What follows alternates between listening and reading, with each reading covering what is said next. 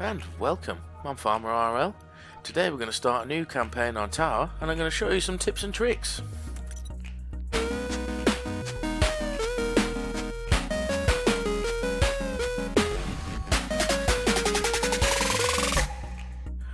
When you first start out, you're not going to have any resources, you're not going to be able to afford to do anything in the forge or do any research, so you just want to get straight into a couple of games, do yourself a few waves. As you can see in the top left here, it's an easy one to miss. It shows you the controls on how to actually shoot and defend your base.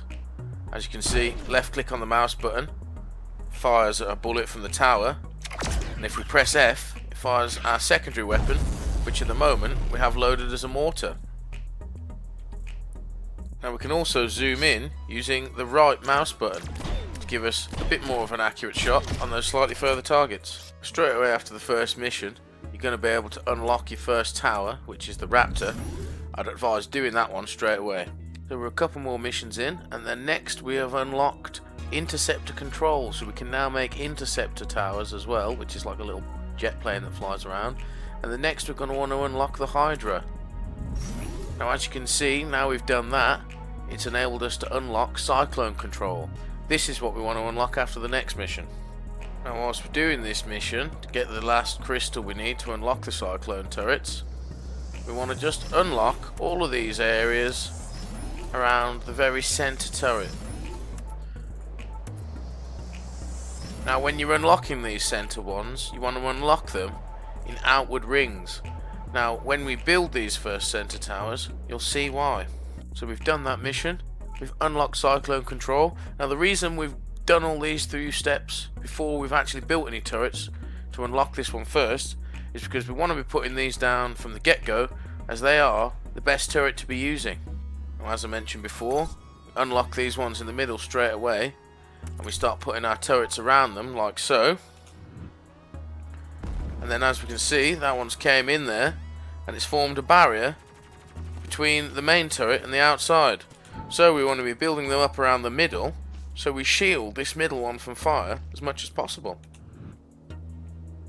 Now when it comes to shooting these planes, it can be pretty hit and miss. So a good tip is to zoom in on them so you can track them a bit better. Next then, we want to be unlocking Guardian Command, as when we get these guys, they'll give us extra little melee troops to defend against ground attacks and protect our centre tower. Next we're going to want to upgrade and unlock Ranger Command. This is also going to give us extra little ground troops to help defend the centre tower. Now with both of these, they're going to start off with relatively low numbers of men that spawn from each station, so you're going to want to upgrade to the number of 10 maximum from each one.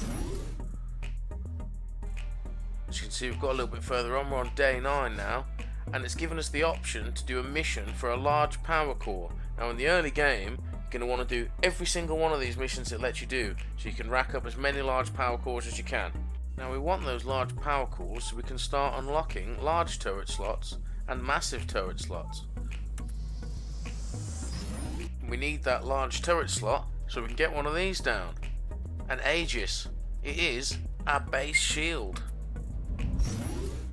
So you're probably going to need to wait a few rounds before you can actually put your shield in once you've unlocked it, because you'll need to save the money to do so. But if you follow my instructions so far, you'll have a couple of Guardians down, and you'll also have a fair few of these gunchips in play. So these things will protect your base fairly nicely against pretty much anything. As you can see, absolutely decimating these few tanks that are coming in. There are a few missions on and we can afford to put the shield down. Like I said, you're going to want to get this down as soon as you possibly can. Earlier in the game the better. As you can see at the bottom there, it's just given us an extra 200 health on our main tower base. So as we get through the game a bit more, we can upgrade that up to a maximum of 1000 extra health.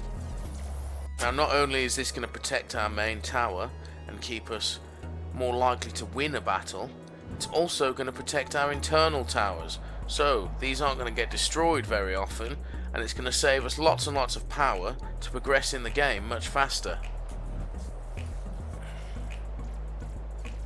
As I said, as soon as you can. Next, be upgrading your Prime Force Shield as much as you can. So as you can see there, we've got it up to 512, so we've over doubled it in size now. So now I've shown you how to start out. Get yourself the best troops together from the start. Get yourself a shield pretty quickly. I think we'll wrap it up until the next video. In the next one, I'll show you how we can make the base completely OP so we can win the boss level. Until next time, bye bye.